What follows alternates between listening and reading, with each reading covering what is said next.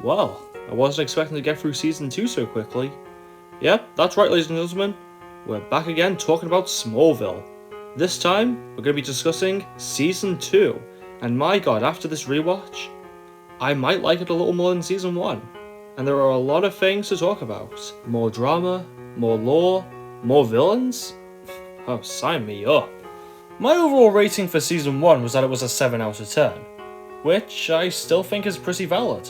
It was a great start to the show, but they were still trying to work out some kinks, so it wasn't completely perfect. So, I'm interested to see how Season 2 is. Is it better? Who knows? So without further ado, let's get into this.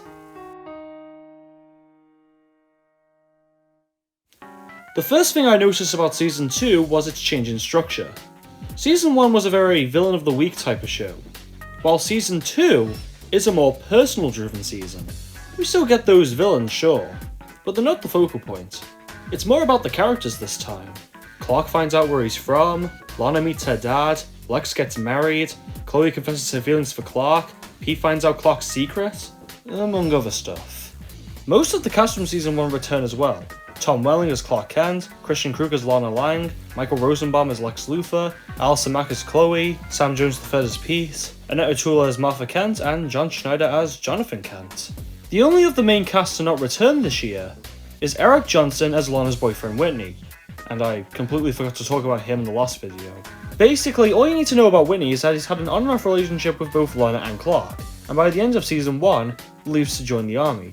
And yes, smartass in the comments, I know that Whitney returns in episode 11, but while the actor returns, that is not actually Whitney, that is the shapeshifter girl pretending to be Whitney.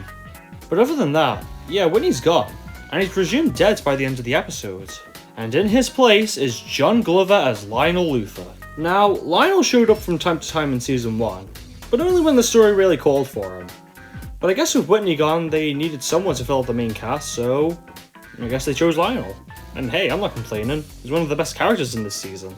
One thing of note about Lionel in this season though, is that after the events of the hurricane incident in the Season 1 finale, which also extends into the premiere of Season 2, Lionel goes blind, but halfway through the season, it's revealed that he's just faking it, all for the sole purpose of getting insight on people around him. And boy was Lex pissed when he found out about that. This would also mean that Lionel knows about Clark's powers, but for whatever reason has not said anything about them. I guess that would be resolved in a later season, but we'll get to that. Speaking of Clark, what stuff has he gone through this season? Well, his love life is all over the place, juggling feelings between both Chloe and Lana, and by the end of the season gets with Lana, but upsets Chloe.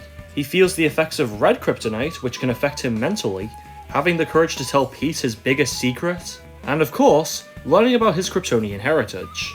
In episode 17, Clark looks to a man named Virgil Swan to find out about Krypton, played by no other than Christopher Reeve. If that's not fan service, then I don't know what is. Fans who grew up with those movies that watched the show when it came out would have gotten a real kick out of that, and I don't blame them. I mean, yeah, stuff like this isn't new now, but back then, this would have been legendary. And later on in the finale episode, Clark meets his real dad Jor-El through the ship that brought him to Earth. Jor-El wants Clark to leave his family in order to rebuild Krypton. Your thoughts are not a mystery to me, Kal-El. But these people have served their purpose. It is time to leave them. However, Clark refuses, not wanting to leave his life, and in order to ensure that, Clark destroys the ship. However, soon regrets it, and we'll talk about that later. Lex gets married, twice even, and both times they end in disaster. We have Desiree, who married Lex for the sole purpose of killing him and taking his inheritance, and also threw Clark in jail for a short time. And then there's Helen Bright, who we got to know from multiple episodes, up until the finale, where she tried to kill Lex in a plane accident. I'm sure he'll be around in Season 3. And my god, I can't wait to see how pissed he is at Helen. And now let's talk about Martha. Martha probably has the saddest story in Season 2. Martha was born with a condition that couldn't allow her to have children. However, once she was exposed to the ship's healing powers, she was able to get pregnant. Kind of a mistake. The doctor said that she could never have a baby. I asked your GP to fax over Martha's medical records. There's no mistake. That was until the finale. When Clark destroyed the ship, the impact from the explosion caused the car that Jonathan and Martha were driving to crash, causing Martha to lose the baby. And that is just sad. I feel so sorry for Martha in this season. She also gets a side job working for Lionel during his blind phase, which only lasts a few episodes and not much to talk about. I mean, she's offered a job at Luthor. That's about it. The season then ends with Clark running away from home. He puts on a kryptonite ring so he would no longer feel remorse, and Lana watches as he sets off for Metropolis. I assume that this will be followed up on in Season 3. So what episodes would I recommend the most? Well, this includes the following: Vortex, Duplicy, Red, Redux, Lineage, Skinwalkers, Visage, Suspect, Rush, Forever, Calling, and Exodus. So, do I think that Season 2 is better than Season 1?